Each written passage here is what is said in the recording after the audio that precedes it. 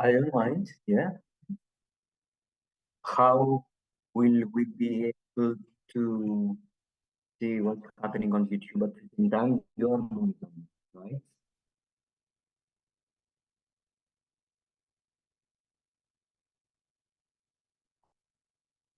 Because I don't have the control on what's happening on YouTube.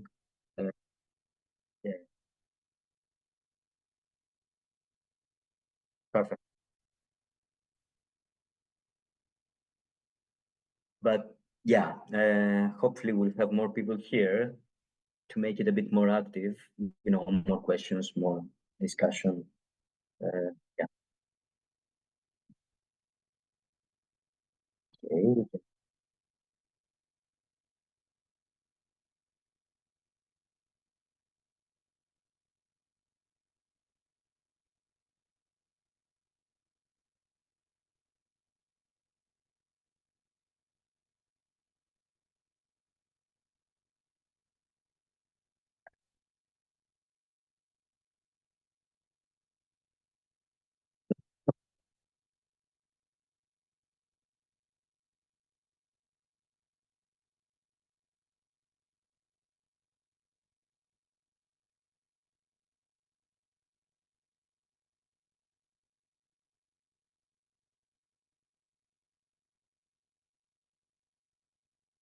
All right. Mashal, shukran. Thank you very much. It's always a pleasure talking about astronomy and astrophotography, the night sky. Uh, uh, I love doing astronomy. It would be my profession if I hadn't chosen for architecture. I'm an architect, so I'm doing astronomy as a hobby.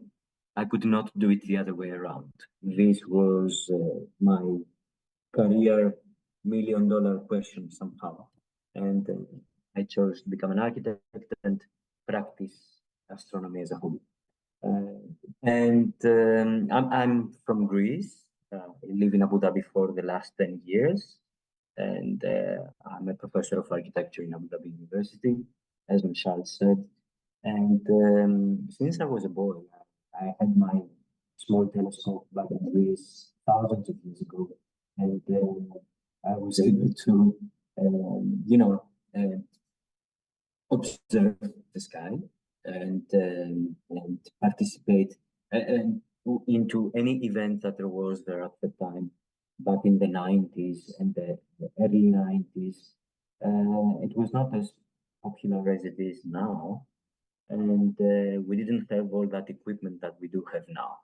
It was quite more difficult, and everything was completely manual, nothing digital whatsoever. But the whole joy started from that point, and of course, through discussions and documentaries that came through television, Cosmos with Carl Sagan, etc., etc., etc. And since I moved to Abu Dhabi and I had the free time and the capability to do so, I got into my hobby again. And alhamdulillah, the weather is here. The weather here is great, so we are able to enjoy not only a good amount of nights with clear skies whenever there is no sandstorm around, but also to give us insights to a little bit of more southern skies, because most of people on Earth live on the northern hemisphere.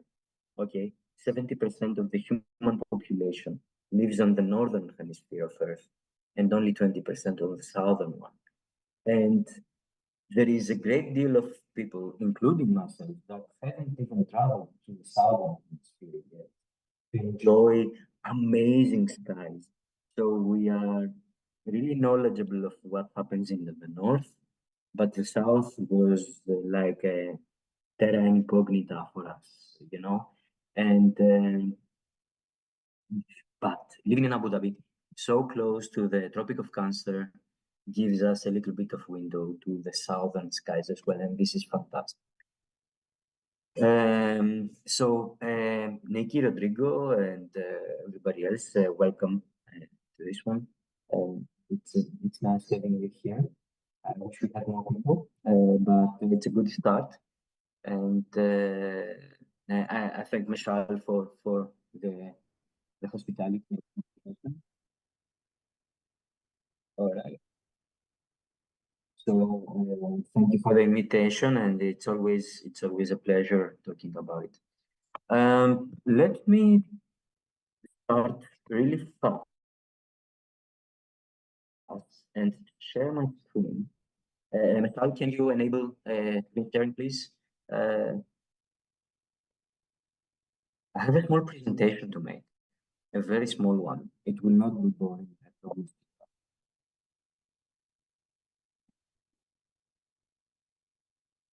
Yeah. uh, So I guess you can see the screen now. Hmm? That's a beautiful picture on your Very screen. good. Very Thank good.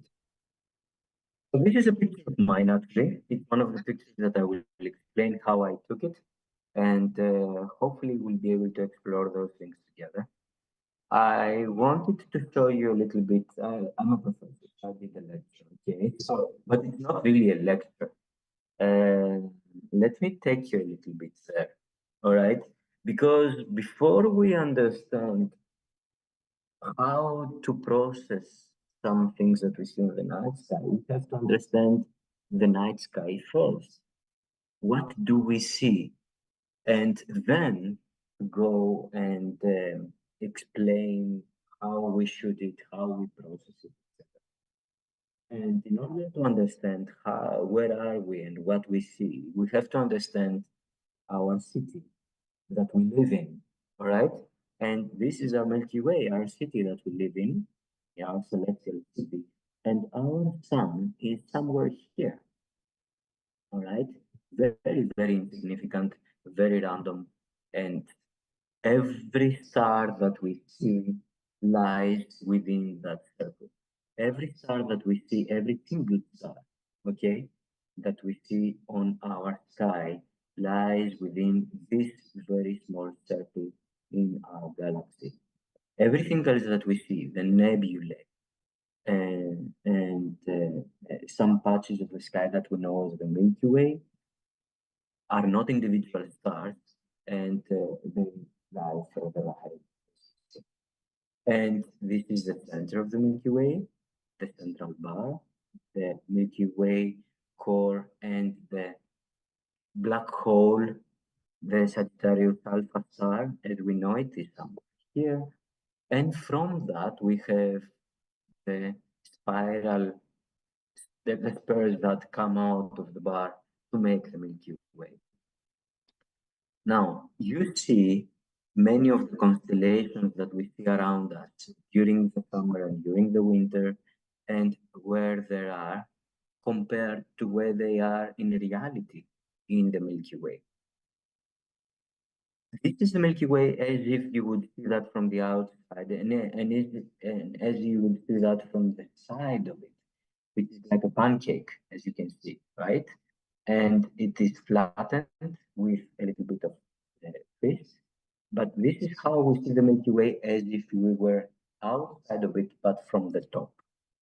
So we can understand that we are between two of those beautiful spirals, right? Spiral arms, and we can face during the summer, we face this area where the Milky Way center is, and in the winter, we face the outside of the Milky Way. So we still face the Milky Way, but we are looking at the spiral arm that is on the outside. So that's why it is not as bright as the inside part, which has the core of the Milky Way. And it gets even worse because the Milky Way, as you know, makes a circle around itself every 250 million years. Not the Milky Way itself, it rotates in different speeds, but the Sun makes one orbit around the Milky Way center every 250 million years. As it travels, it goes in and out of spirals, and it also travels up and down from the plane of the Milky Way, which is this purple somehow ellipse that you see here. However, the sun itself is rotated in a different way, and it is rotated on the ecliptic plane, as we call it, which is this one, and which is also the plane that all planets are on, almost. All right. So this is the plane where all of the planets of our solar system are, which is different to the one of the galactic plane. And if it's the Earth itself, it's also rotated in a different plane together with the moon, of course, which makes it even more weird. And all those angles, when would you combine them together, as you see in this graph, they can be complicated on how they complement each other, which somehow explain the different angles in which we see the Milky Way in our skies in summer, fall, winter, and spring. So if we could see that in different times of the year, we could see the Milky Way rising in April or May, or maybe before that in March, rising from the east like that, as you can see horizontally. All of those are my pictures, actually. I will tell you about them. But it rises horizontally, as you see, and this is the core of the Milky Way.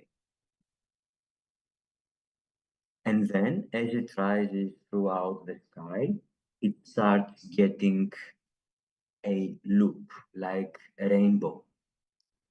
And this is the east, and it comes, this is the south, this is the north, and it starts getting higher and higher into the sky, getting detached from the horizon until it goes that high that this rainbow reaches the top of the sky. Okay, and I even have this time-lapse video here for you to see. I hope it works. And I guess I have to, yeah, and I have to get away from, does it work? No, no, it doesn't work now. It was a video. I will try to download it later and show it to you. A time-lapse video on how the Milky Way rises. I wish it could play, but it doesn't. Apparently. I apologize for that. And at one point, it reaches all the way up, as I said, to the top of the sky. And if we make photographs with special projections, it would be easy to see how it reaches the top of the sky. Sometimes it's really difficult to show pictures like that because it is flattening. It's not easy to show the full sky in those panoramas. And as it goes up, it starts dropping towards the west. But it doesn't really drop towards the west. It rotates a little bit, as you see, showing up other constellations as they rise. And it gives, you will lose the summer Milky Way, which is the central bar that you see here, and other constellations rising from the other side, which is the winters. And the winter spiral line, as you can see, which shows here. This is a photo taken at the Emirates Astronomical Observatory with many of us here. And the winter Milky Way arm, the outside arm showing in full brightness here. You can see the difference between the core here, how bright it is, or the core here. And the winter Milky Way arm, which is much more faint, but it is equally beautiful with Orion and, of course, Taurus and many other beautiful nebulae to observe with beautiful colors. So this is how the Milky Way moves into the sky. It would be better to stay the whole night, sit down in an armchair and enjoy how it moves and through the season. But more or less, it makes this beautiful movement from the east to the top of the sky, to the west. But before setting, it rotates again to give its position to the winter Milky Way. Then during March, it disappears in order for the spring and summer Milky Way, the core, to appear again. Now there is a catch here. If we were talking from the southern hemisphere of Earth, this would be completely upside down. This area of the core of the Milky Way would be completely upside down, and we would see another part of the Milky Way which here we cannot see that now. And we would see that rotated completely the opposite way, just because of the perspective of the Earth from the southern hemisphere and from the northern hemisphere. How do we shoot the Milky Way now? When Michelle told me about this tutorial workshop somehow, I thought it is always better to do that on site. So, because what you shoot on site helps you understand how to shoot it. And of course, sometimes the way we work on it on our computers and the way we program our shots and our photographs has to do with exactly how the Milky Way is in our sky. The other thing that has to do with that is our equipment, our cameras. And depending on the gear of each and every person, depending on the lenses and the photographic cameras that we have, we can also take decisions on which part of the sky to photograph and how we can make the best of it. For example, the cameras that we have come with lenses that are from ultra wide to ultra narrow, and I have three samples here. This photograph that I took shows the Milky Way. You can see the Milky Way. This is the core. This is a photograph that is completely unedited, but you can see the Milky Way core. And this is a 14 millimeter lens that was used to take this photograph. And it shows how wide a field of view, as we call it can capture with one single frame. It is capturing maybe a 1/8 of the entire sky with just one photo. And there are lenses that are even wider, below 14 millimeter. Now, this image was taken with a 50 millimeter lens that I have here, and I will show it to you later. And it is this part of the sky that you see on that frame. It is that picture that you see here with the dark frame, which shows that on 50 millimeter lenses for ordinary cameras, we can focus on a very small part of the sky, a very small part of the Milky Way. For instance, the core of the Milky Way here. The Milky Way's supermassive black hole, in reality, it is somewhere here. It is somewhere here. What you see is millions of stars and dark patches of sky, which is dust that is between us and the stars that blocks the light from the stars, actually. And some of the individual stars that you see are in reality way closer to us than the rest of the Milky Way. You also see colorful patches of the sky, which are nebulae, that you see in more detail here. This part of this picture is magnified even more taken with a 200 millimeter lens. For example, this patch of the sky here that contains two very famous nebulae of the night sky, the Eagle and the Omega nebulae. And I can even exit a little bit of that sharing, just to show you. I have my lenses with me, and I didn't show them to you.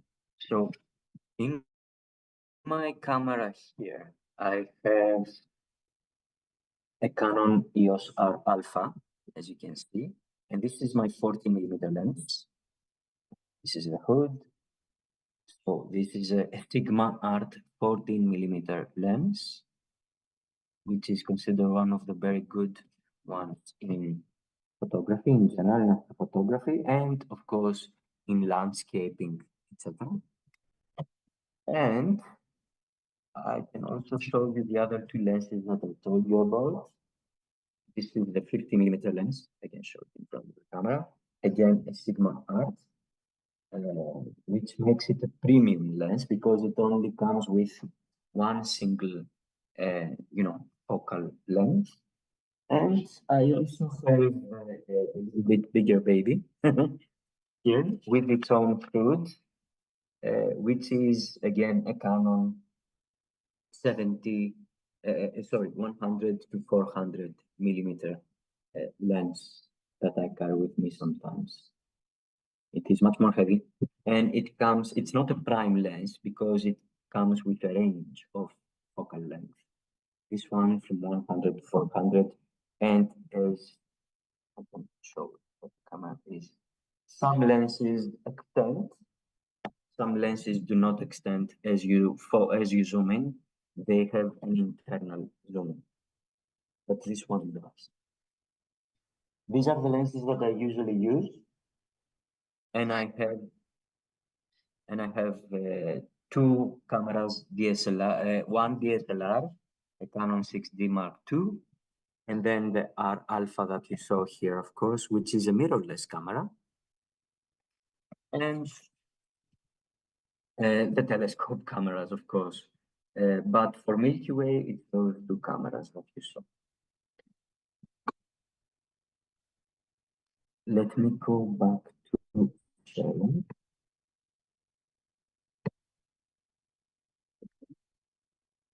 I closed the bracket here. I was showing you the different focal lengths. Yeah. And then some methods with which we usually take photographs. Okay. And I show you some results of them. Sorry about that. Okay. Now, this one is with a 14 millimeter lens, as you see, and both of them are with a 14 millimeter lens. The Milky Way is almost vertical, you see, almost in the same position, but this one is 20 seconds exposure with a very low aperture, as you can see. Those lenses are really, really bright and fast, but this one is on a 300 seconds, which means it is tracked. This is a simple frame, and this is a tracked frame, and of course with a very high ISO. What do I mean by that? It means that, as you know, the Earth rotates around its axis, so as it rotates, it looks like the stars are traveling through the sky, but in reality, the Earth rotates, and we think that the stars go from east to west. When we photograph the sky, in order to balance that movement and keep our target fixed, then sometimes we use trackers, small machines that allow the camera or the telescope to rotate exactly the opposite way and exactly at the same speed, depending on the longitude and the latitude in which you are right now. So In this photograph, I did not use a tracker because I had an exposure big enough to allow me to show the stars as dots without showing trails.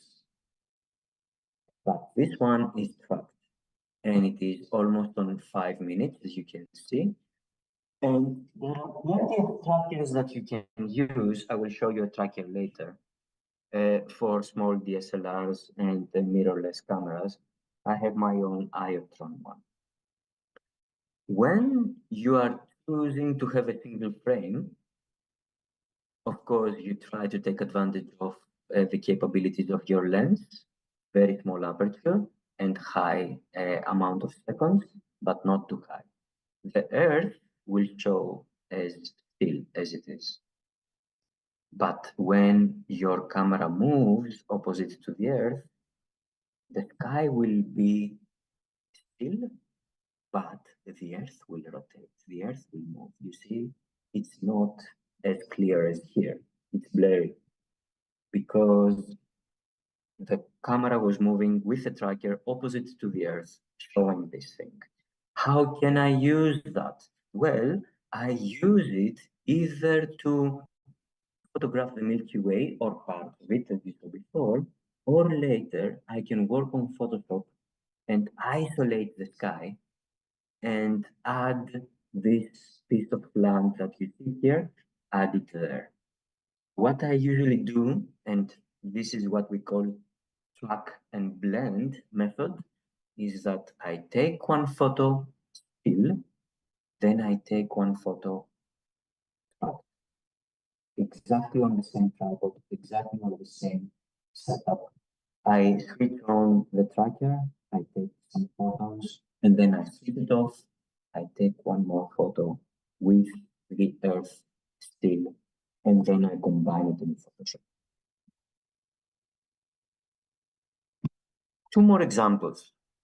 When I take some photos, for example, with my 50mm that I showed you before, there are two ways to do that. One way is to have a very high ISO and a very low aperture, 5.6 or even worse, 7.18, etc. This way, you will gather plenty of light. Of course, both of them are tracked, and you will get as detailed as possible. Nebulae, the North American Nebula, the Pleiades, Aldebaran, and the Hyades, and of course Jupiter here. The same one, you can have it with a very low ISO, the same lens, of course, the same exposure, but with a ultra open aperture. As you can see, the overall detail could be the same, but the contrast and the clarity on the two images is completely different. It's easier to control light pollution that you may have this way, and it's easier to see the dark bands of dust between stars here. There, it's more difficult. Why is that happening? Because of the very high ISO. When your ISO is too high, then you lose the colors, everything becomes much more, let's say, flattened and white. And at the same time, your image is more prone to light pollution. It will record light pollution in a faster way. Whereas if you have a lower ISO, it will capture colors in a better way, and it is protecting your photograph from light pollution. This was taken exactly on the same night, exactly on the same spot, exactly with the same conditions as you see, the same exposure, the same lens. It was 5 minutes one after the other, and I haven't worked on the photos. I just show them the raw as I take it from my camera. The same happens here. Sorry about that. And you can see that the photo on the left is tracked, okay, and as you can see, and stacked, as you can see here. So this is a single photo, both of them are packed with the tracker, but this is a single tracked photo of 5 minutes, a single image, a single frame of 5 minutes, and you can see the Earth moving a little bit. But with software that I will show you later, you can take a lot of photos and then stack them to become a much clearer one that will be empty of any noise. You see the noise up here and in the middle, and it's easier to take away noise this way, static, and have a better color balance and more detail, of course. Of course, if you take a lot of 5 minute or 3 minute or 2 minute or 10 minute photos, the Earth will rotate even more as it goes. That's why you see all those stacked foregrounds here on that photo. It's because of that effect. But you can take it away later and work on it on Photoshop. And you can work on it like that. You can isolate this part of the sky and add another part that you have taken during the day, or even better, during the afternoon, during sunset, or during low light conditions, but not totally dark, let's say in twilight. Hmm? For example, I took this picture in one mountain in Greece of this beautiful flower, and I was taking a picture at the same time from the same location, but 2 hours later of the Milky Way. And then I combined them. The same focal length of this photograph below that you can see, I made it a bit darker and I added the Milky Way on top. I believe it was a good result. And then, of course, it depends on each and every person likes, okay? But I'm just showing you the photo that I used in order to make this combination here. And it can become as wild as you think because you can combine any foreground to any background. And we can see on the forums of astrophotography and of course Instagram, etc., a lot of examples like this. I'm a bit of a fan of keeping some realism in that. For example, the focal length that you used for the Earth and the focal length that you used for the sky, it's better if they are the same. So you may not look it like that clear, but at least you will have a plausible, close to reality picture of how it would be like if the sky at Razin, for example, very close to Emirates Astronomical Observatory, would be completely clear without any dust, which is almost impossible. This is the Carina Nebula, of course, and the sand dunes at Razin. Then we have star trails. Sometimes we don't track with a tracker and we let the camera shoot, and this will reveal the star trails, the lines that the stars are following and creating in the sky as the Earth rotates. So it's not the stars that rotate, it's the Earth that does. Of course, this is the polar star, as you can see, and you can imagine the axis of the Earth here and how the Earth rotates. Depending on where it is, you can start making good frames in order to position it next to a tree or something. This is the southern sky, and because we're in the northern hemisphere, we cannot see the South Pole, which is somewhere here. If you know the sky and how it moves, you either have frames that are around the North Pole or the South Pole like that, or you have an image. If you face completely east or west, you will see part of the sky rotating this way, another part of the sky rotating the other way, and the central part of the sky being on a straight line. This part of the sky, I'm sorry, is where the equator is. Okay, so it's a beautiful way to frame your star trace if you want to. Each and every one of them comes with different duration of exposure. For example, I take 30-second exposures for a single photo, and then I take a lot of frames, more than 50. The more the better, but sometimes you don't take too many because, as you can see, you can have few of them and it is equally spectacular. Okay, sometimes you can make more and you have longer lines. You understand that just because the Earth rotates, a full circle would be 24 hours. Half a circle would be 12 hours. A quarter of a circle would be 6 hours worth of such photographs. Okay, for example, here or here.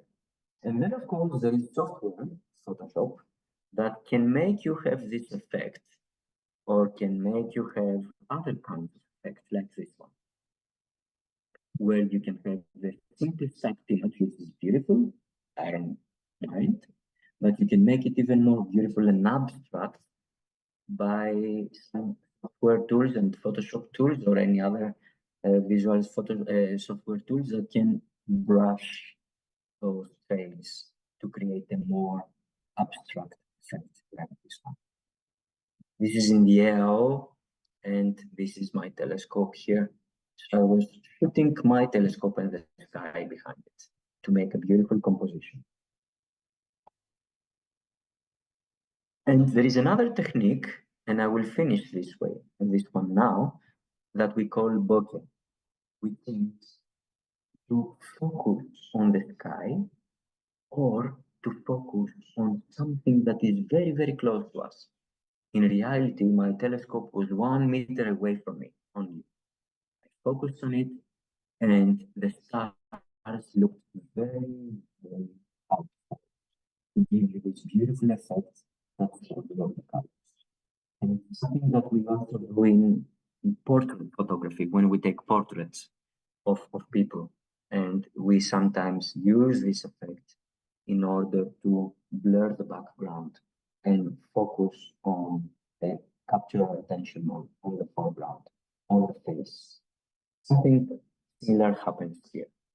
And this is a beautiful somehow effect. This is more or less the presentation that I have prepared for you today, but I could show you a little bit, if you don't mind, I can show you a little bit of software, Please. all right, Yes. that I use with that. I don't know if you have any questions up to now. I had a question about lenses, if that's okay. Yeah, of course. I was wondering, do you find it better to use the prime lenses that only have the single thing, or the ones that can go between them? Prime lenses, this is a fine question. And prime lenses are always better Okay.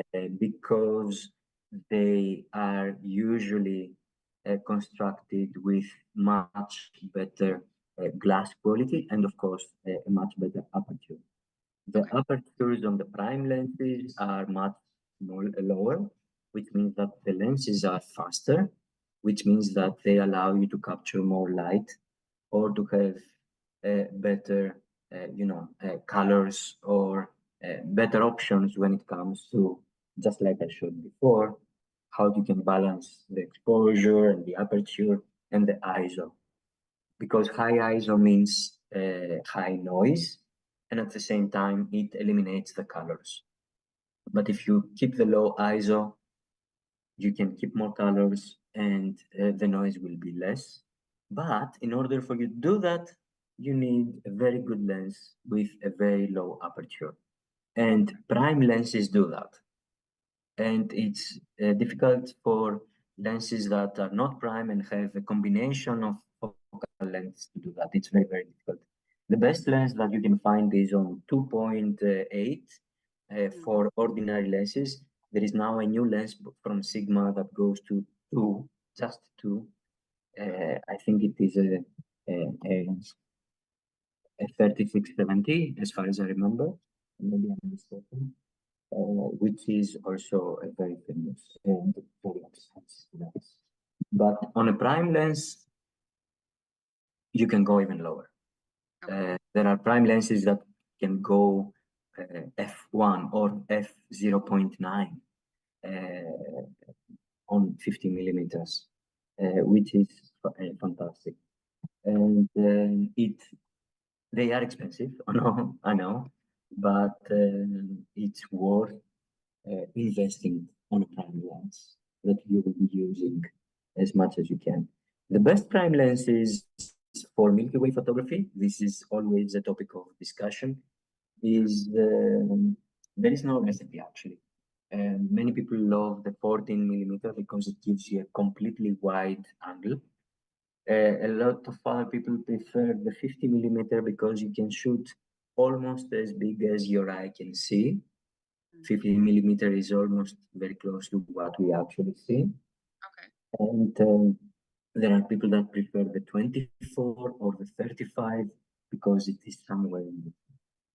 And there are other prime lenses that help a lot on astrophotography. That, for example, the very famous 135 millimeter lens. There are a couple of companies that produce very beautiful 135 millimeter.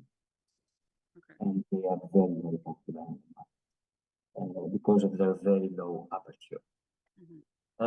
So yeah, it's okay if you try with the multiple focal length, but it will not give you as fast results.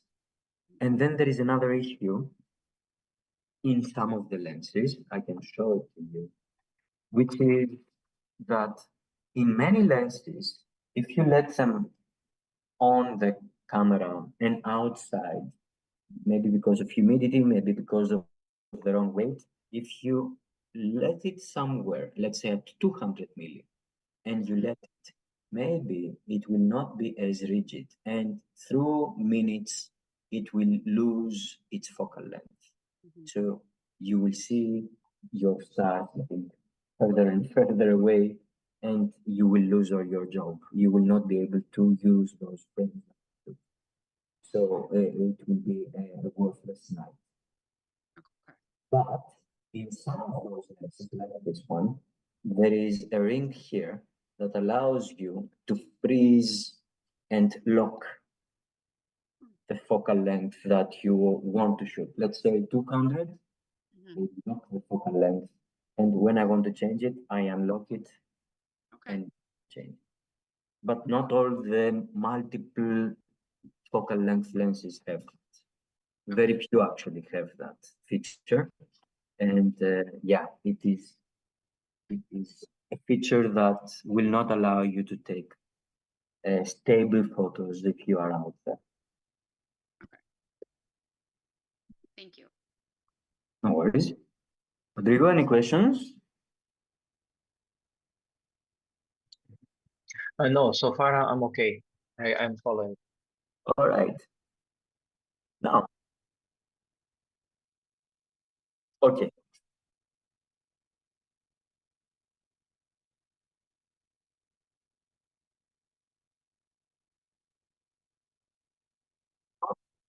All right, let me go there and I can share again. Okay, let me close this thing. Well, I have here, this is my,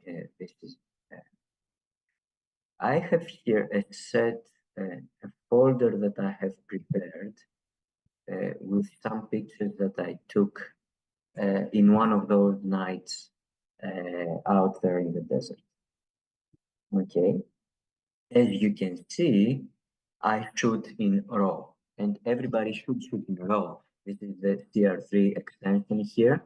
And this is a choice that you get on your camera to shoot either in JPEG or in some other formats perhaps, or in RAW, or both. I shoot in RAW only. RAW format is the one that has or contains all the information of the photograph, all the sensitive information of the photograph on each pixel of of the sensor and the frame, which you can manipulate later in so many ways with much more density of information compared to a objective. If you are interested in going professional in photography, not professional, but with much better results, you must shoot in RAW. All right, this is one thing here.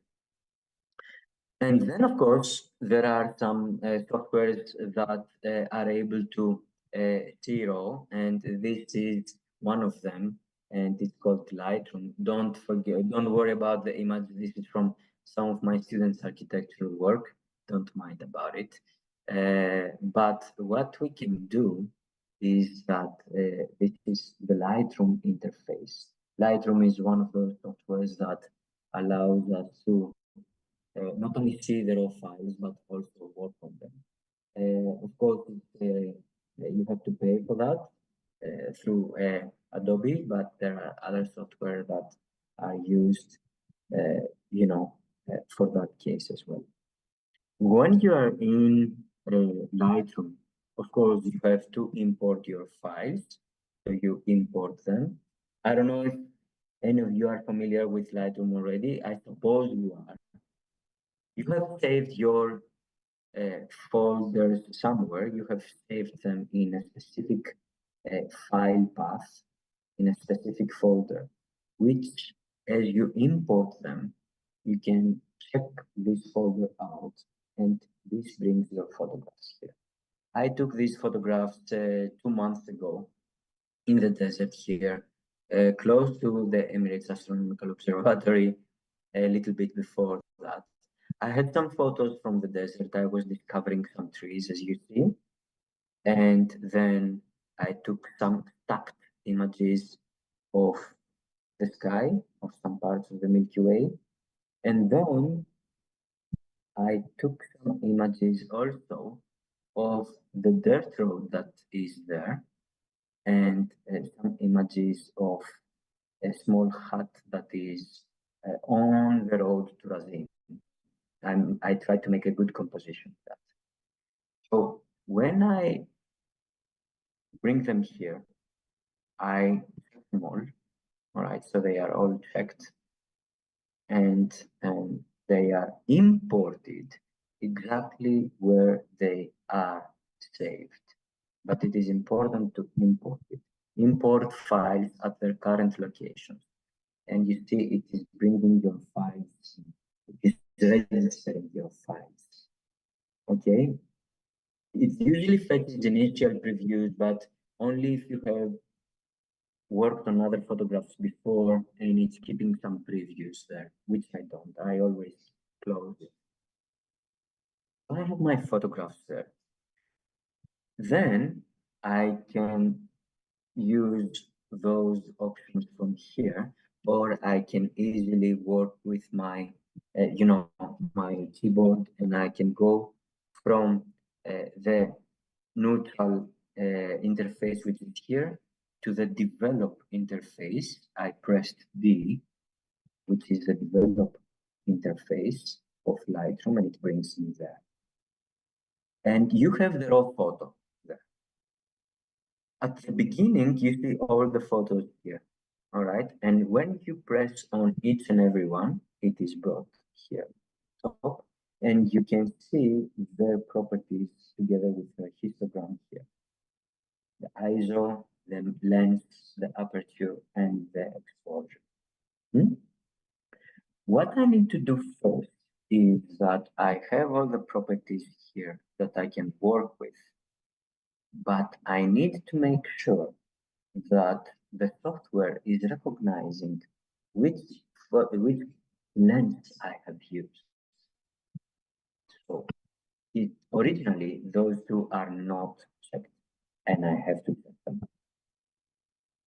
This one is to remove any chromatic aberration that comes here.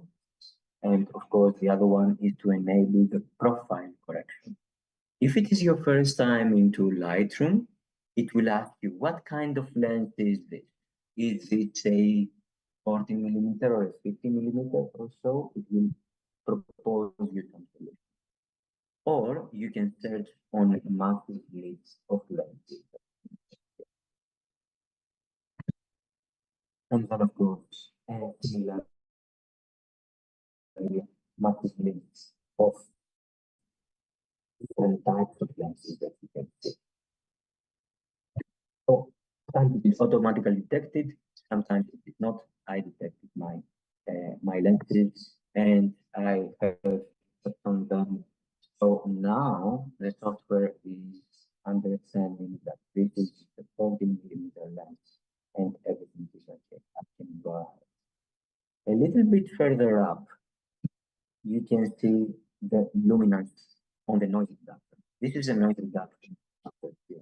And you can reduce the noise and you can see the effect taking place on the camera as I reduce the noise on the luminance. You see the number of stars. If I reduce it or increase it, it becomes more crisp or less crisp. Usually, I reduce it to 20 to 30 here. You can reduce the noise here on this software, or you can reduce the noise also on other software that I will show you. All right. Then you can sharpen the image, but I don't do that. And then we go to this part here, which is the most interesting part. Here you can play with saturation of the image. As you can see, you can make it black and white or completely colored. And the vibrance, of course, similarly. And the other features. What is really interesting for the UAE is the decays. Because of too much dust in the air, it always helps you take away the dust. But in brackets, of course, it's an artificial way of taking it off.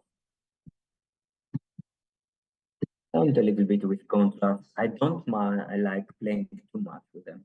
Only very little manipulation in my images. And texture and clarity if you want to. Now, highlights, as you see, it takes away from the highlighted areas of our image. The same.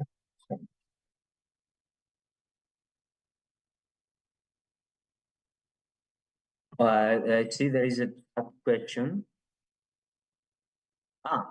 Yeah. Is it a problem to use Photoshop or Lightroom has an advantage? A very solid question. If you use RAW, sorry for that.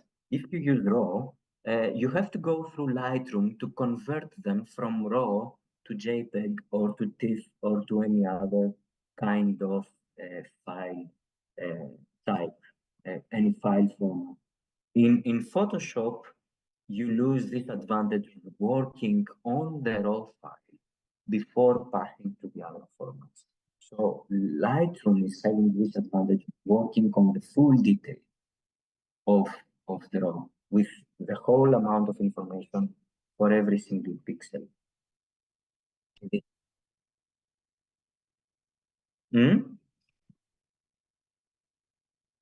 Start with Lightroom and then you move to Photoshop for some extra work.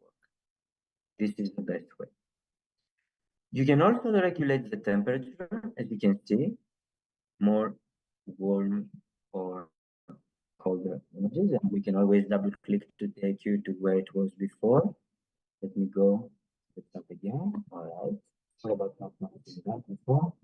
And the shadows, I was in the shadows, as you can see, the effect that it does. In reality, I don't play with them. I just increase or decrease the blacks and the whites, especially if I want more contrast in this. But what you can also do is tap on those beautiful areas here. This one is to crop or rotate the image if you want to change that. Okay.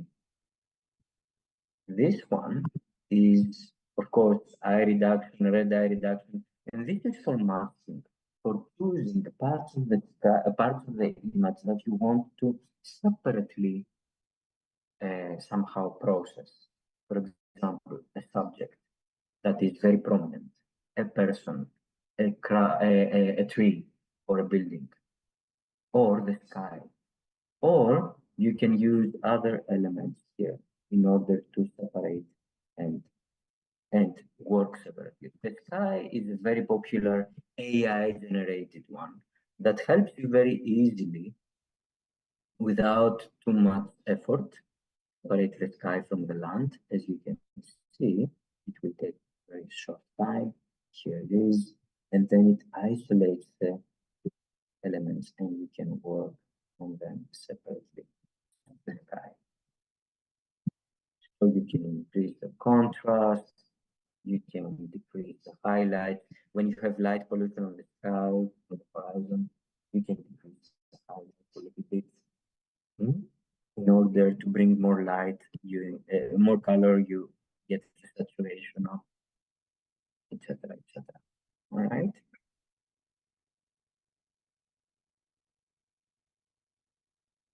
Yes, it does. Only in Lightroom it does.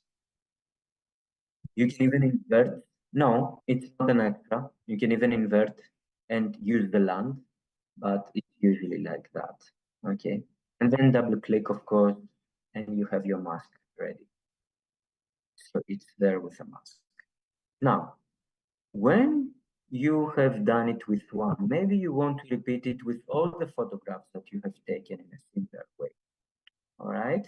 In order for you to do that and not do the same task for every single photo, is that you make a copy of all the settings. I use Control C, just like copy, but you can also check it if you go to the image, right click on it, and it will give you the developed settings, and you can go to copy. This will tell you what do you want to copy on the other photos.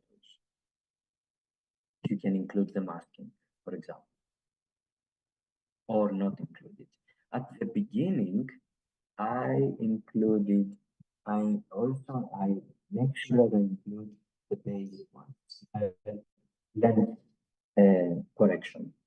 And then, depending on what photos I have, I choose to copy specific elements.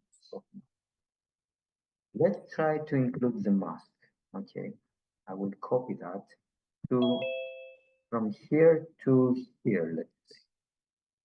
From here to here, I will copy those ones. And then I choose them, develop settings, paste settings. It copies all the settings, but for the masking, because it comes from AI, it takes a couple of seconds more, as you will see. Okay, the first image, the second image, and the third image. It will take place in a couple of seconds. Second image is here.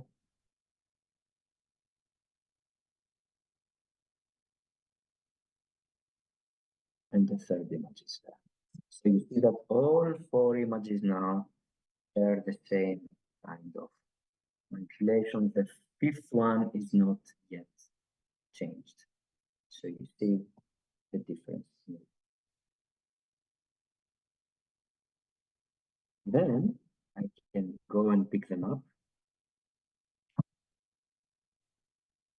and choose them, press the letter N for neutral, I think, and it gives me those photos that I chose down here, and I can use export. And here it tells me where do I need to export? Okay, on my hub drive. And then what kind of file will it be? It will be a JPEG, or will it be anything else? TIFF is a file that contains a lot of information. It's usually preferred that the PSD is something that I use for Photoshop directly, but JPEG is another good option as well. So TIFF and JPEG is the ones that I prefer depending on how much attention I want to give. Let's go to JPEG, always to 100 quality, and Adobe RGB here for the profile is always the best one to choose, etc., etc., etc. It will ask you what kind of metadata you want to include, the location info if you want to have it in, etc., etc., etc. Don't do watermarking yet. There are other ways to do that. All right, and you can press export. It will take those 15 files and it will convert them into JPEGs.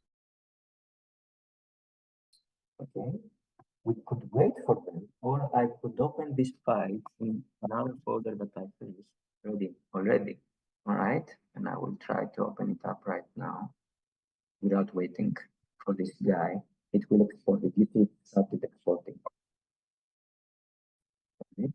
Let me try to make it faster. I will stop the process here.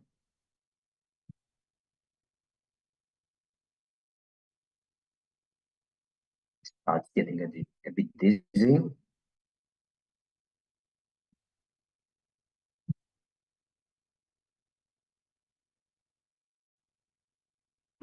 Okay, and it's back to, just because I connected my hard disk drive, got a bit dizzy here. It will stop now. But what happens is that I can see what happens when I have all of them and how I can use them, for example, to make a panorama.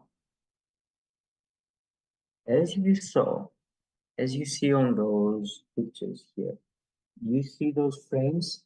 In the first one, it shows the tree, and then it shows a little bit of that dune, but a little bit to the right, and then a little bit more to the right. And then I took the tree from the other side, as you can see, etc., etc., etc. And I made the complete round with my camera. And the way to do that is on my camera. I don't know if you remember, I can show it to you again later. On the tripod, I have a tripod that allows me to just pan my camera around. Okay. So I go away from that. I go to my ordinary files. And these are the photos that I have taken. You see, I have the ordinary format here and the raw file and the JPEG file. Okay. What I can do then, for example, is go to Photoshop, all right, and I can extract and play with them on Photoshop. For example, I can go there. Let me take one of them.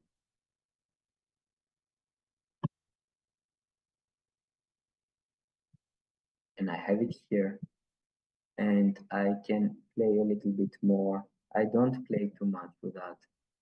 Sometimes I usually adjust the curves or the brightness and the contrast, okay, in order to make it look a bit more dramatic, all right? But as a JPEG now, I don't have the capabilities. I showed you very, very little work of what Lightroom can do on how to manipulate even pixel by pixel fundamental properties of the image. Here I cannot do that much. And then of course you can go and save as a JPEG and export it into any other folder. What I usually do is that I have my my house signature. I have it here, and after I do this work, let me bring my signature here. I have it ready, and I just use this one to drag and drop into the other one, And by using the transform, I just bring it and play a little bit to show it up. So I show it as a color overlay, and it is like that. And then perhaps I can go and control, because on social media you have to control the image size. You can play with resolution, and in order not to make it too heavy, I don't exceed 4,000 pixels in the dimension. Then you can go and save it. And as you can see, of course, you can choose from here. You can save it. It's usually with a different name. And you can regulate how big it would have to be. You know that. I guess you know that. This is the direct Lightroom to Photoshop kind of approach. But there are other software that you can see, for example, PTGUI, that help us create, for example, panoramas. PTGUI, there are many other software as well, but this one is really, really professional on creating panoramas. And I made sure here on this set of pictures that I took, where is it? Here. That my pictures are taken in a way that I was panning my camera and they were one next to the other. So let me try to pick some of them. I will pick from here to there because I knew that I was panning the camera and I was taking. It's immediately recognizing the lens. Sometimes it doesn't and it's asking you. And you align the images first. Okay, it gives you a projection. And you can see from the red lines where every image is. All right.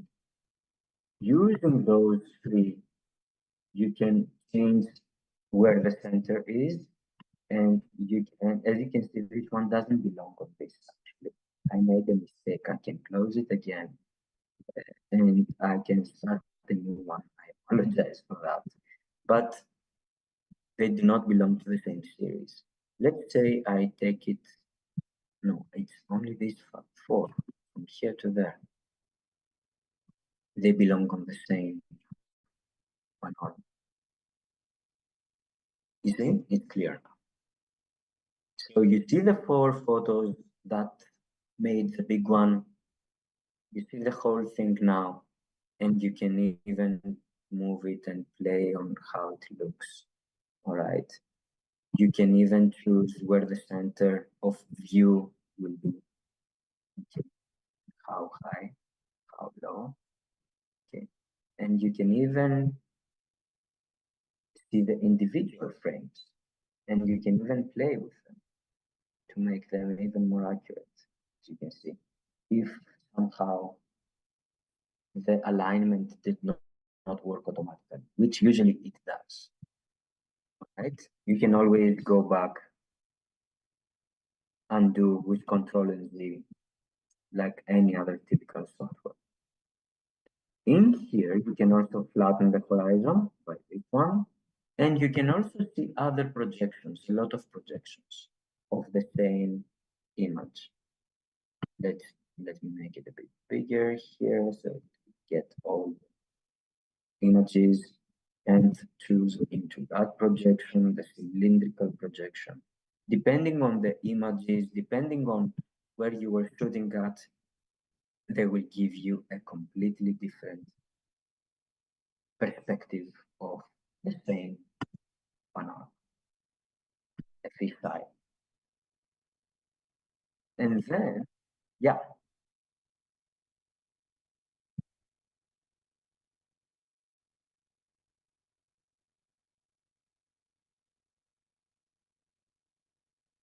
no, this is not a free version. I think I mentioned that. The name is PTGUI and it is paid. There are other software that do that kind of, stitching together, but they are not as effective and powerful as this one. And of course, some of them are free. You can do some very basic stitching on Lightroom as well, but you will not have many, opportunities and tools that you have.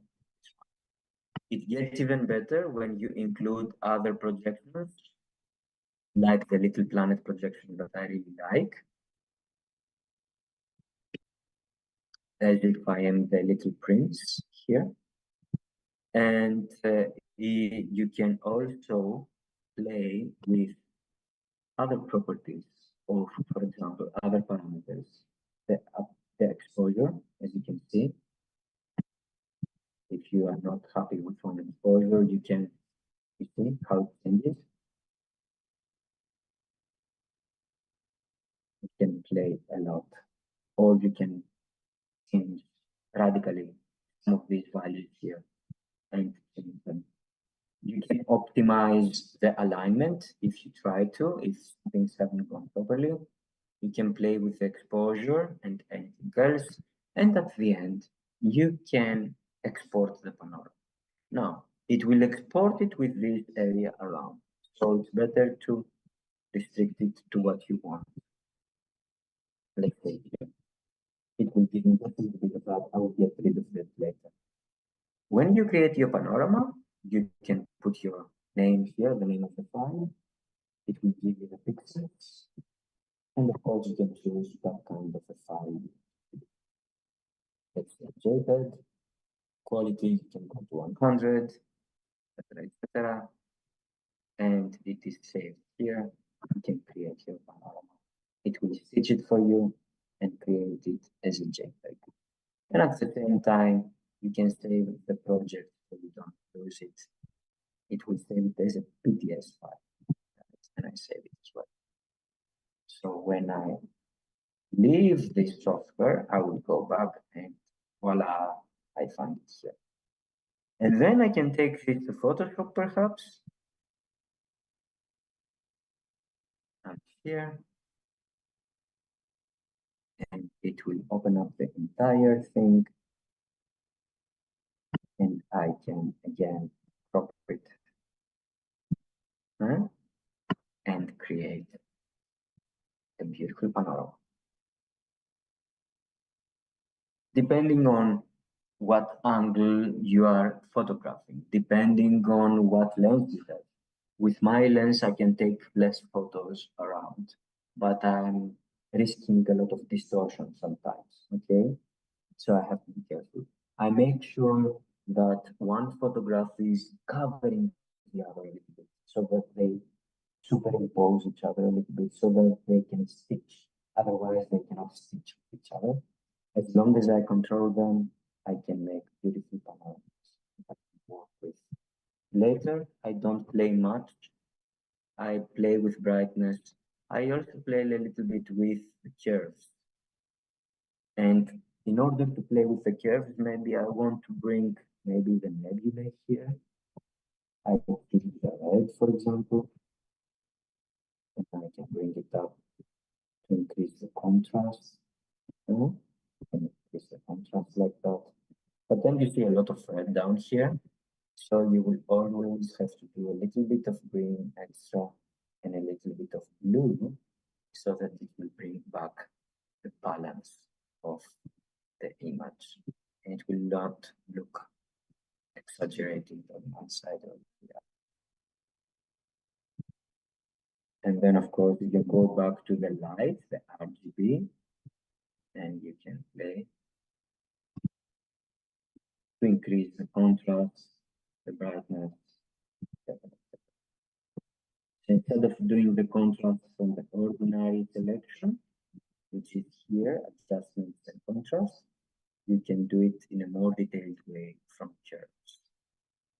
Vibrance is also taking on the intensity of the color together with the saturation.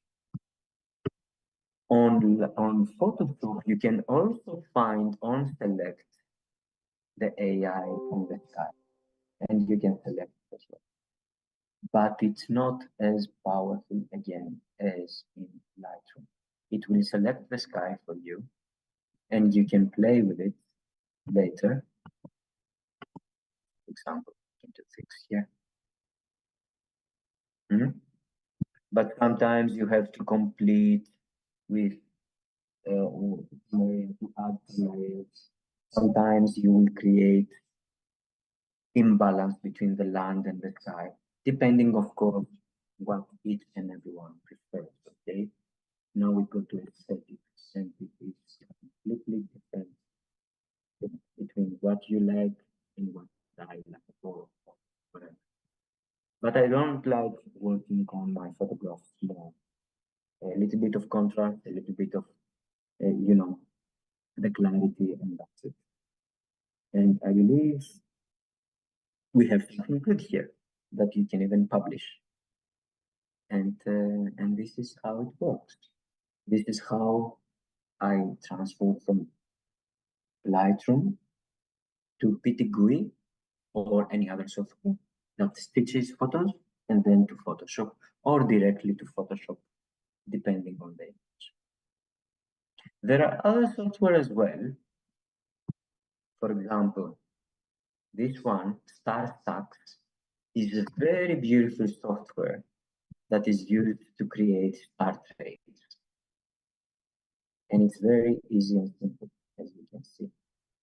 You just drag and drop your images here, and with some very easy selection here, and preferably the gap filling, you can create a time lapse of a star trail image. I don't know if I can do that. Let me try to find a good set of images, very, very few, just to show you a little bit. Let me see if I will be lucky. And check. I have to be lucky and find maybe good set of images.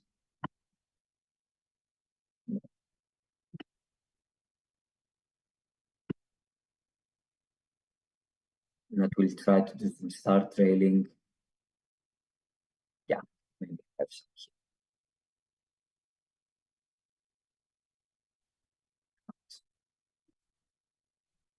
I will choose the JPEG, not the raw, right? Oh, I have them here. Taking them on a different folder. Yeah, here they are. A lot of images here. For example, you see these ones I was on the observatory. Let's choose from here to here with a tripod, of course. Take them to here, drop them there to StarStax. It's so easy to download it. It's freeware. If you Google StarStax, it will be there. It gives you the images.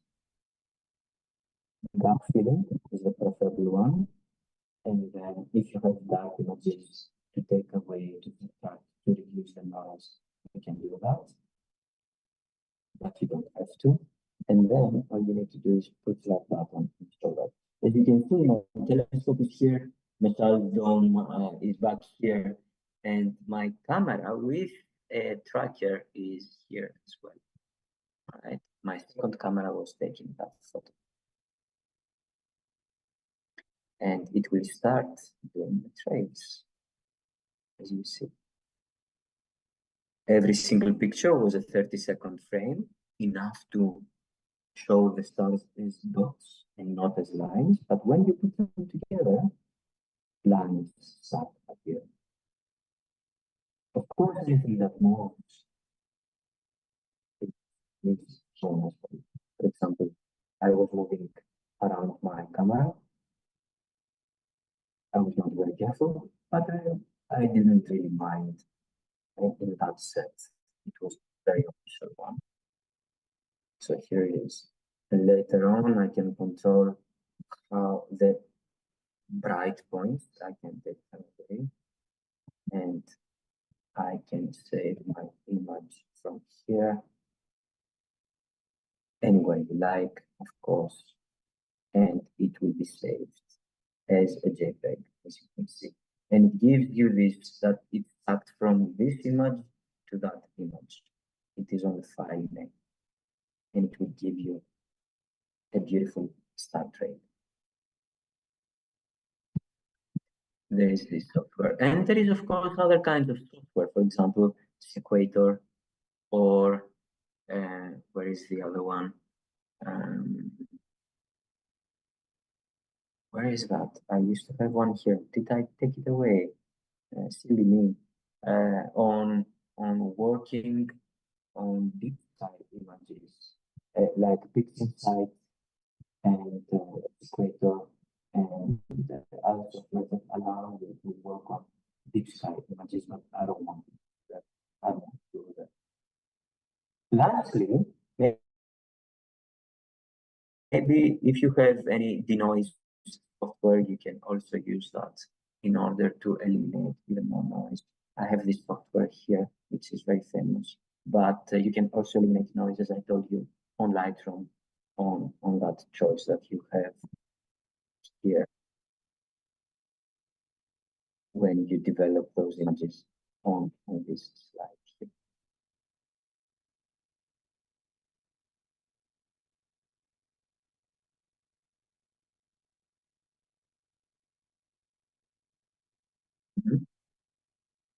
All right, very good. So first of all, you import your images, and then you go to the development, okay, to the develop, and first you make sure your length is correct. You apply it to everyone. You make sure that all your images have the length of file, all right? And of course, let me, yeah, and of course, later on, you start playing with your parameters here. Most of the times I select my sky and I mask it in order to control not only and not both of the sky and the land, but only the sky or only the land. Okay, and then I copy paste the properties through right click, as I said. Okay, from develop settings, I copy the properties that I want to copy into as many other photographs. I usually reduce the highlights, as you can see, to take away the light pollution on the ground, on the horizon. The shadows stay there, especially when I do panoramas, because if I have too many shadows, it will become dark at the edges. And when you flip it, it will give you a lot of problems. And of course, the decays, it's giving me some fantastic results when the air is too dusty, like here in the UK. The more contrast you give is not necessarily good because it completely blackens out the picture, as you can see, but some contrast is fine. And then, of course, the temperature. And it's always nice to have a good temperature. Sometimes it's too hot at night and your picture will become like that. You don't know what to do with it. Yet, you can decrease the temperature from here. Don't decrease it as if you are in Alaska, okay? But you can decrease it at a level that the sky will look reasonably blue and the earth will look reasonably natural color as well.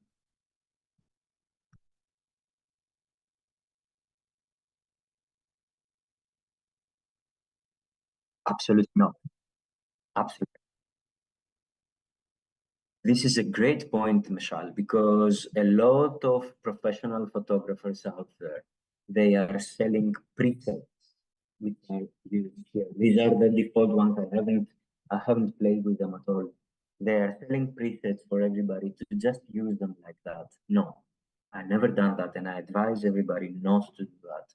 But still experiment and play and copy paste wherever you want to copy paste them, and it's gonna be something. It's gonna give you your own personal results instead of just copy pasting something that could not even belong to what you want to do.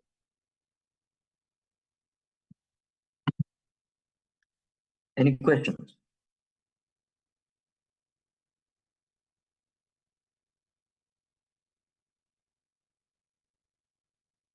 Mm-hmm.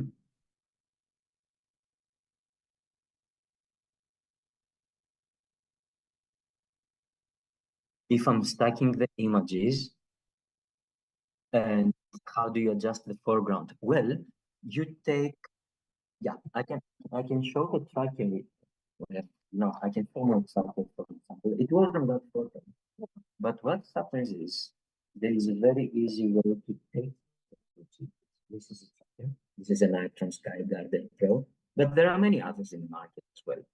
So what you do is you put the camera on top of that. You set up the whole thing, and you switch it on. You make your polar alignment. This is something that we should do on the observatory. Inside, you cannot show it at home. Okay, and then everything is set. Everything is ready. Before you start shooting, though, you switch it off even before the polar alignment if you want to. Or at the end, the last photo, you switch off your polar tracker.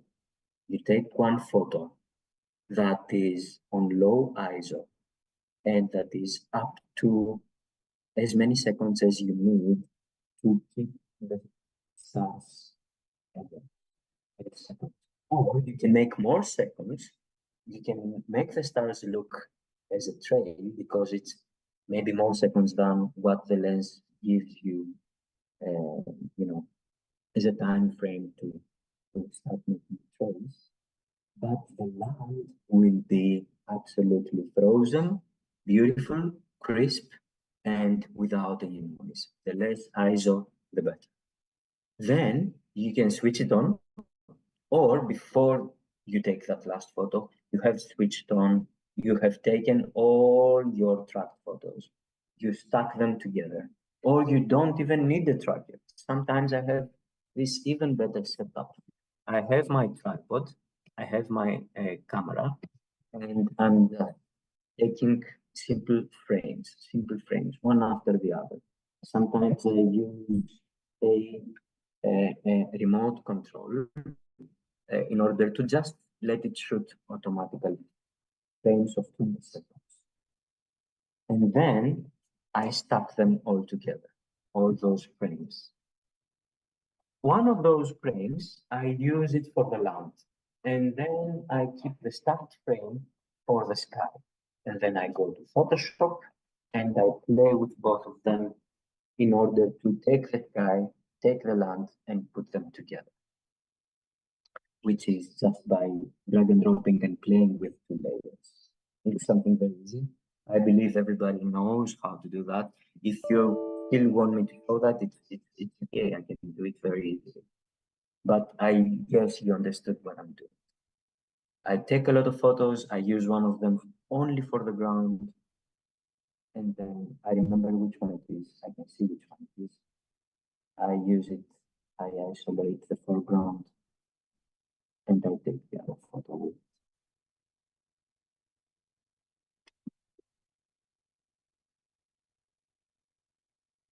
Any other pictures? Any other questions? Anything?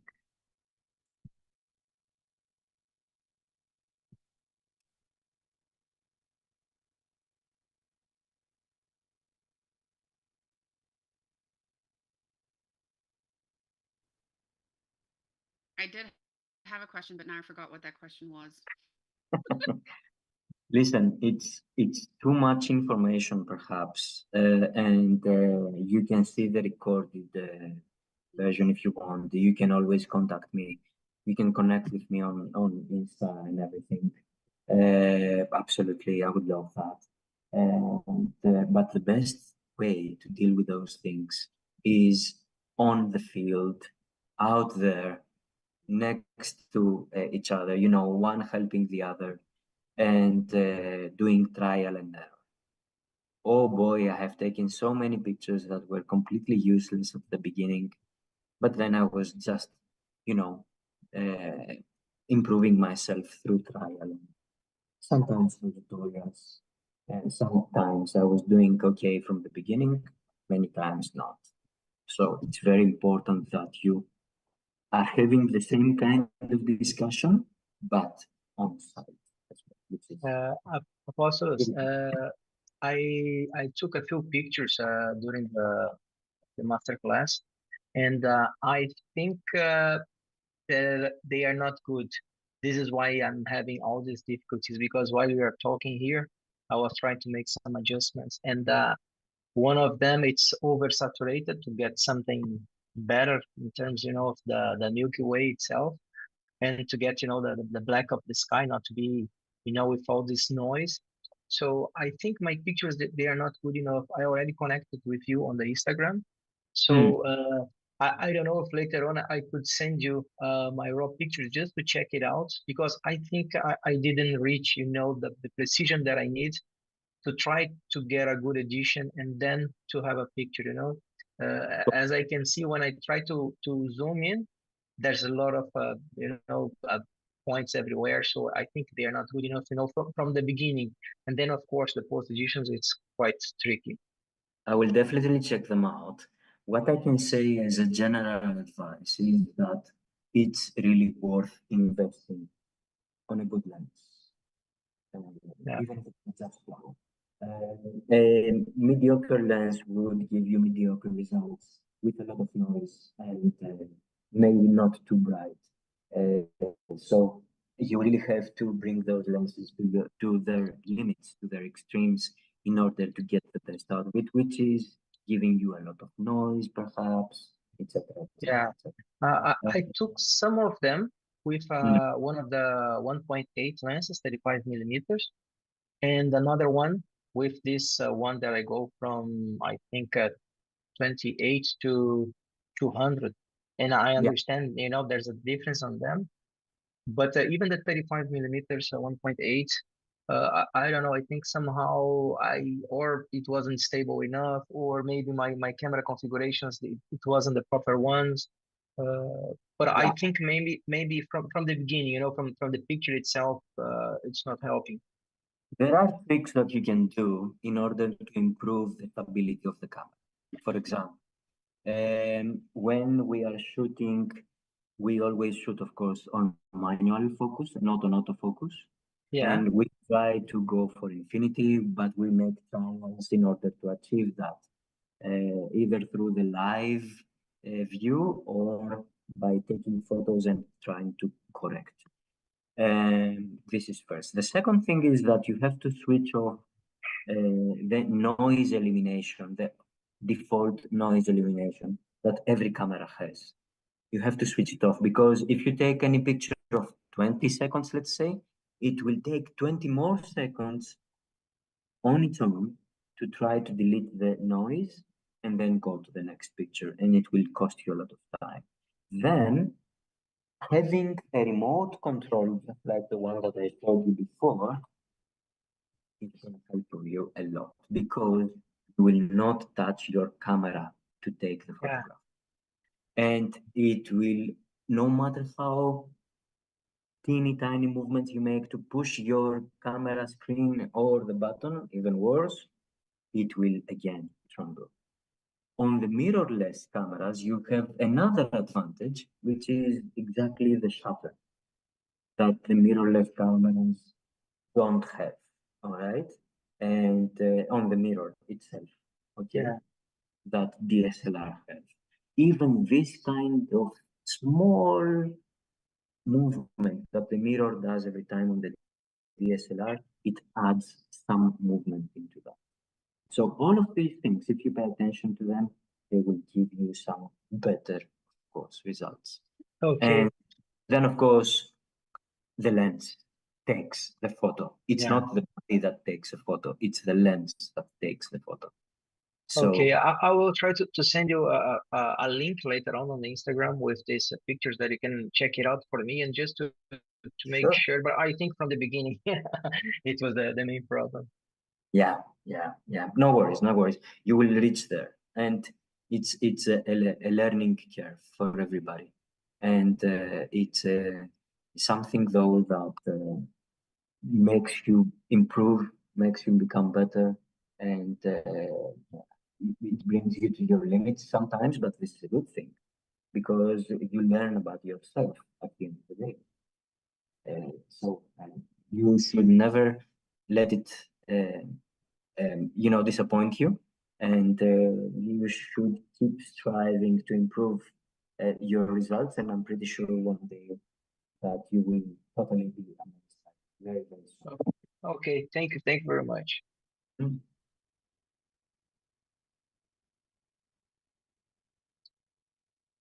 I did remember my question. Go ahead.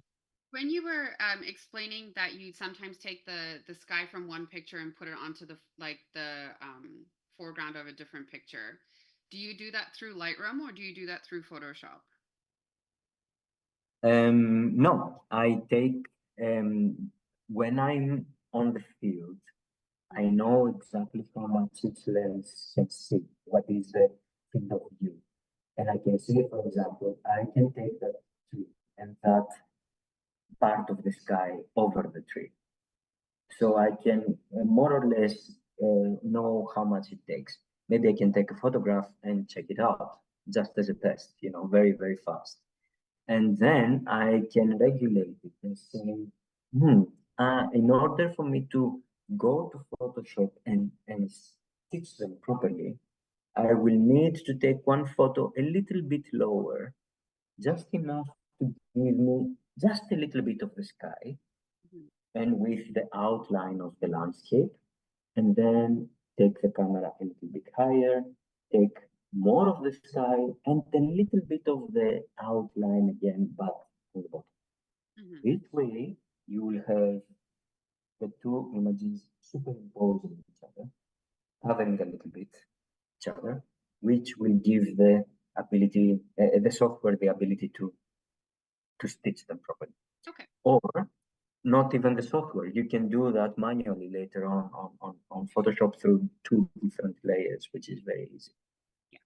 Okay. There are other techniques that you can photograph a tree and then you can have your camera next to it, but not directly through that. Take a photo of the sky and then put them together. Mhm. It is valid because it's the same night, the same focal length. It's not exactly on the same spot, but you did it a little bit later, which is absolutely fine. You can see so many different approaches on social media. You can see even things that don't belong there or have never been there, which is a result of complete manipulation on the focal length or the location. You shoot a target that is on totally south, and then you show an aurora with it. So, which is impossible. Yeah, you see these things. But it's totally on what each and every one prefers. I'm not a person that manipulates too much. I touch the pictures only a little bit, Mhm. uh, just to bring up some details, and that's it. Apart from that, it's totally something objective, not subjective. So yeah. Thank you.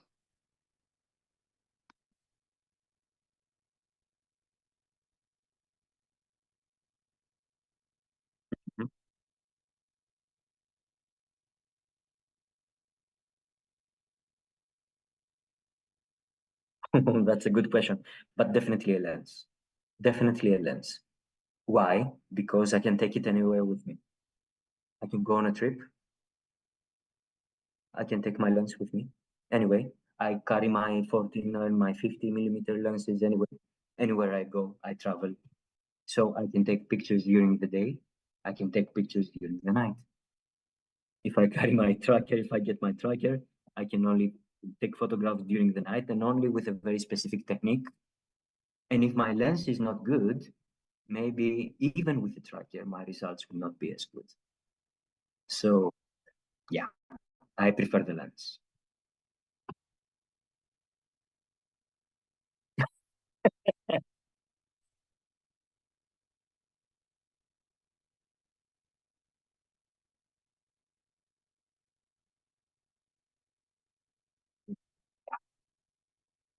Yeah, of course. This one.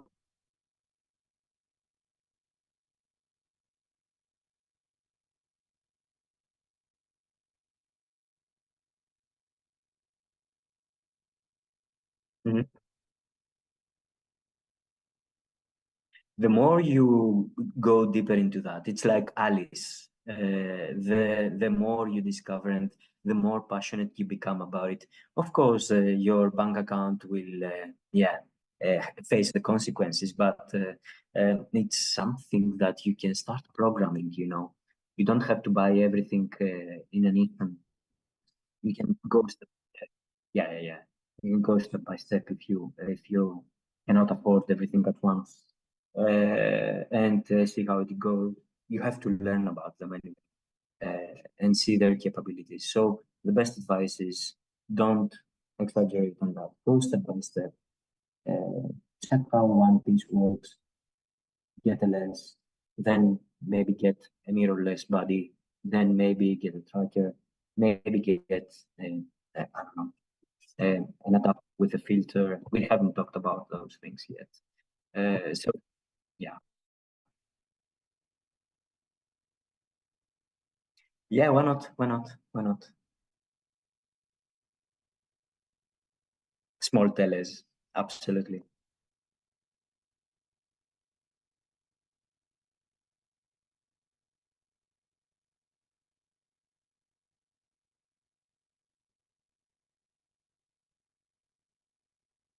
I think going off of that question about what would you buy first, a tracker or a lens, if you had to pick one lens that you would say is the best lens to start with, what would that lens be?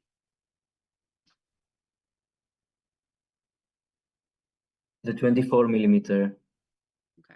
or the 35 millimeter uh, are very good. The 51, it is great, but you need to stitch a lot if you want to get a big part of the sky. The 24 millimeter is excellent. I would go for the 24. I don't have one. I have the 14, which is giving me a bigger part of the sky. But you really have to go very close to some objects in order to show them foreground objects. Uh, but in terms of landscape, astrophotography, even the 14 is great. Okay. 14 and the 24 are great lenses, and you can carry with them everywhere on your travels. Yeah, yeah, they are great lenses. Okay. Of course, different companies, different bodies to go to mirrorless have other uh, lenses, and DSLRs have other lenses. You can combine some of them, but not all of them. Uh, so you have to really think not only for now, but also your future steps. For example, I took a mirrorless, I had a DSLR, and all my lenses are for DSLR. Hmm. I knew that I could buy a mirrorless body, my R Alpha, and I could still use my lenses from the DSLR with a small adapter. It's nothing really, but I cannot do it the other way around.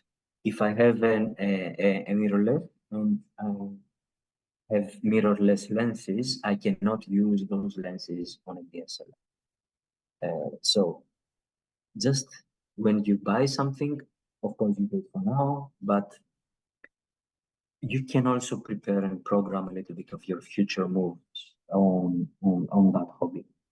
Hmm. I have a Nikon. I've always had a Nikon since I was little. Okay. It's the camera I've ever had was a Nikon.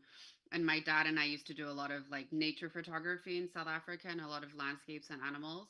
So Nikon is what I have, and I have some Sigma lenses, and I really, really like them. Mm-hmm. This astrophotography requires different lenses to photographing wildlife. But sometimes they are the same. I use my 15 millimeter and my 40 millimeter even for architecture. I I only use. have like the multifocals though. I don't have the prime focal ones, so that's what I need to invest Yeah. in now. If it works well and it can be stabilized there, it is okay. You can start with that and you can take some images and see how it goes. Of course, the more the smaller focal, the bigger focal length it has, and the less time you can have for a single frame. The wider the lens is, you can shoot more seconds for one frame without losing the dots on the on stars.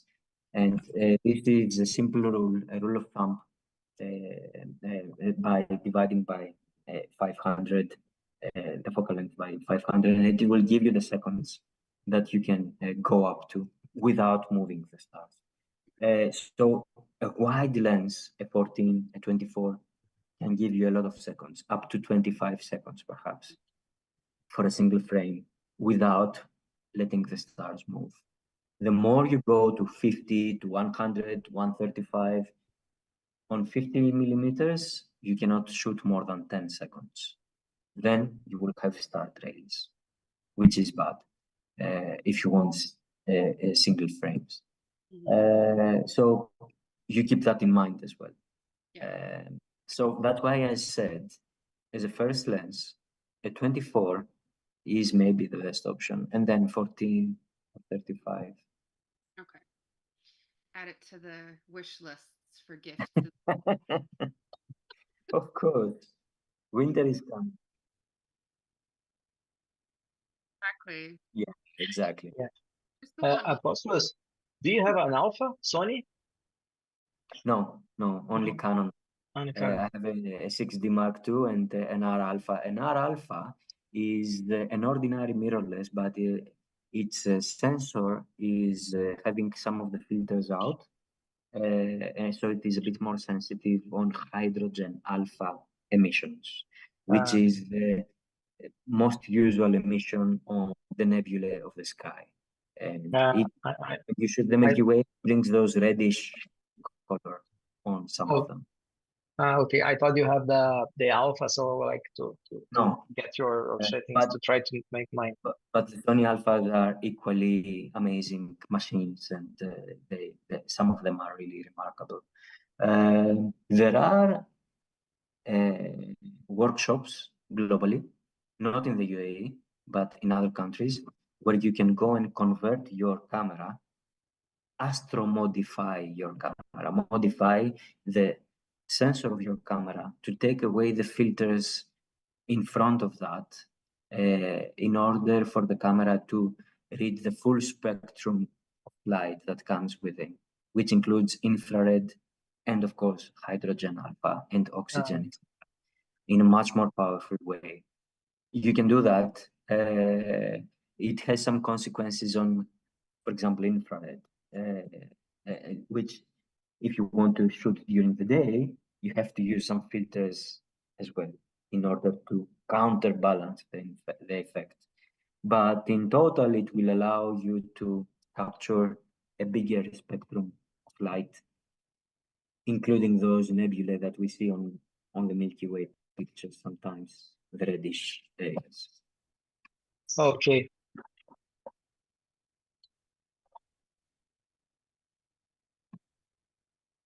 Yeah.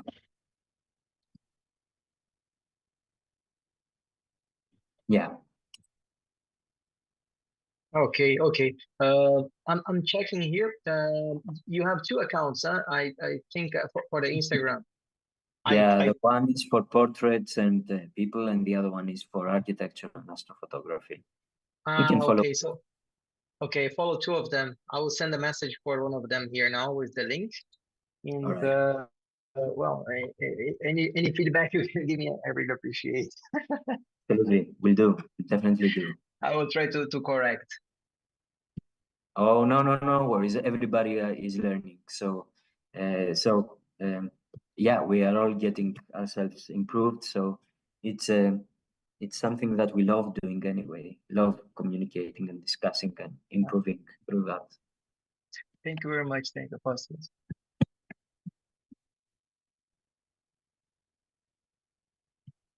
It's high season now. It started, so I believe it's a good opportunity, Mashal, to invite a lot of people at the observatory to to enjoy in good temperatures to enjoy the Milky Way of the winter, which is equally colorful.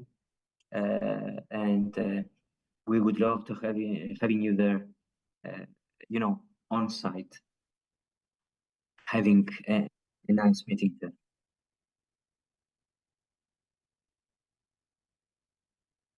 Mm.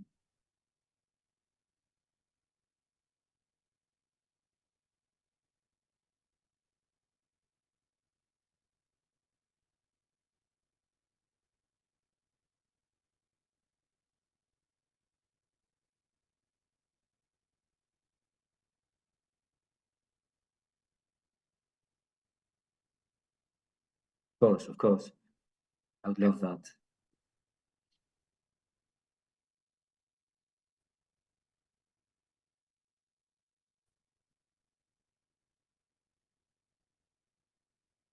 I don't have any more. I just wanted to say thank you so much because this has made me look at the pictures that I was like, oh, I don't know how I feel about these. And I'm like, okay, now I can maybe make them better. Yeah, for me, I know, I think the problem was on the shooting part, and I understood all the rest of the process, and I took note of all this software that we look for. And well, I just like appreciate the opportunity to talk with you. Thank you very much. Well,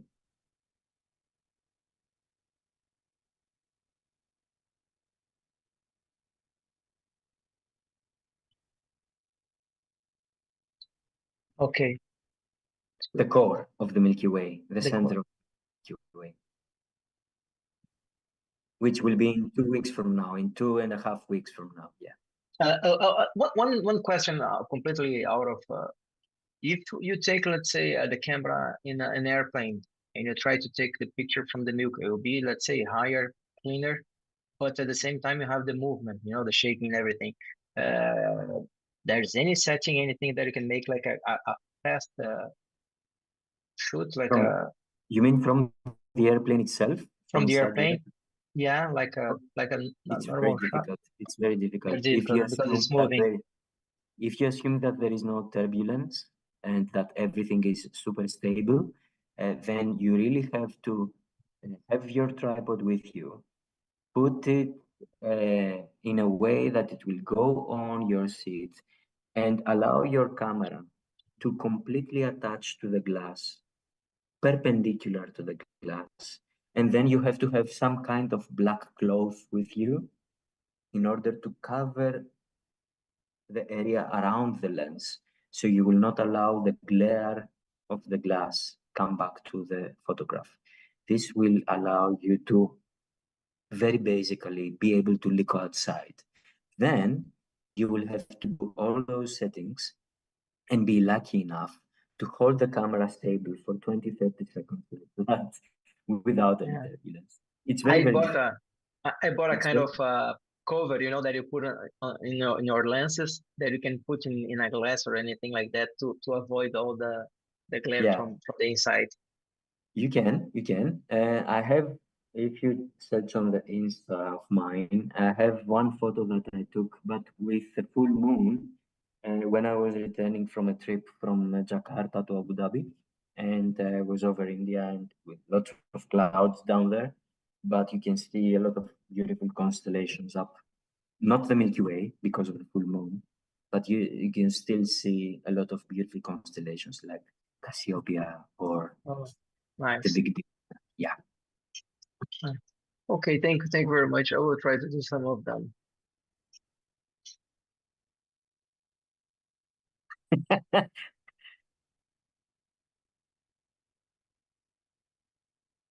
Is it for beginners? No, it's not. It's actually very demanding because it is overwhelming you with information, and it is distorting a little bit at the end, depending on the brand. The Sigma does not distort, but other ones do. Uh, so you really have to master it.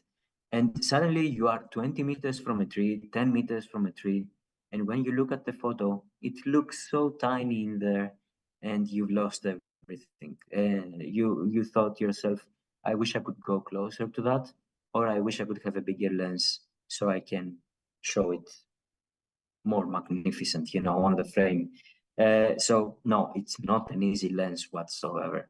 and it's not a beginner lens. No, the 24 millimeter and 35 are much easier to, to really control. Yeah. So I don't know. I don't want to say names of companies. I've said a couple of ones already. I really adore Sigma and the Art series. They have impeccable glass and quality. But all the prime lenses of Canon, of Sony, even Tamron or Nikon, they are good. The prime lenses are good. But the 24 millimeter of Sigma Art is great. The 35 millimeter Sigma is not that good. I have read reviews that are not that good, and it's extremely heavy. The same applies for the 135. There are two lenses there that steal the show, the Sigma Art 135, and of course the Rokinon 135 at f2, which is maybe the most popular lens of them all, that combines DSLR and deep sky astrophotography. But the Sigma Art, I believe it's much better, and I've seen reviews, but it is much heavier than the Rokinon one. So it is what it is. Then you feel it when you carry it with you every day. Yeah, of course.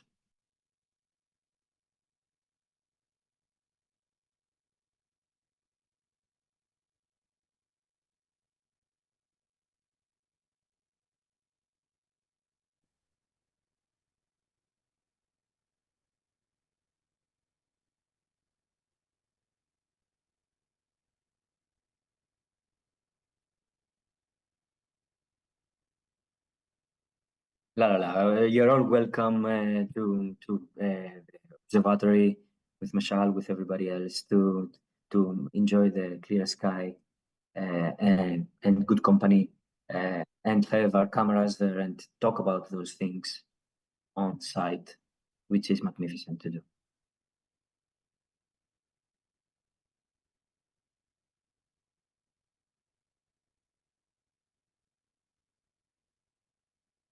Uh-huh.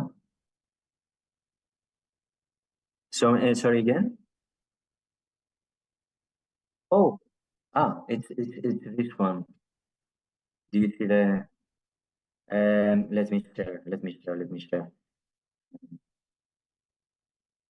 I have to share, of course. How can you see? Here it is.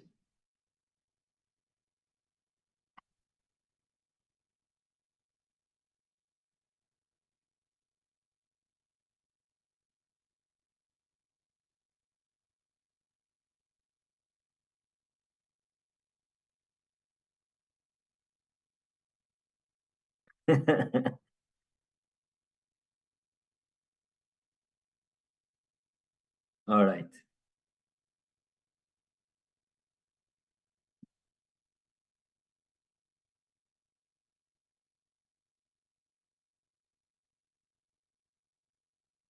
Thank you very much. Thank you. Thank you. Good night. Take care. Good night.